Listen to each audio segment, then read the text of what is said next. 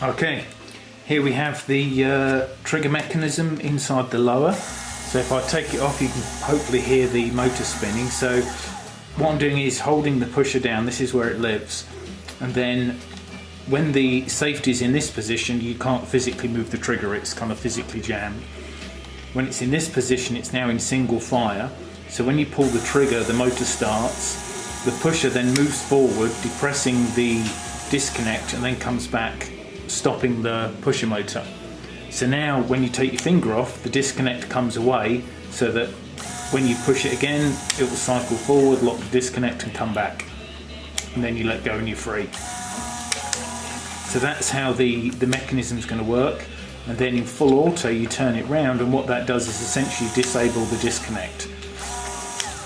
So that as you pull the trigger, this goes backwards and forth, and then it keeps going until you let go of the trigger. And then that should give us somewhere around 14 rounds a second. So that's where it is at the moment. The thing I'm trying to do now is design a gearbox that's going to fit in here to cover all the wires that are in there, because there's actually quite a few. So I'm just printing out the third version of the gearbox, and hopefully it's going to give me enough room for the wires to run underneath, and then I can start assembling the upper and see where we're at.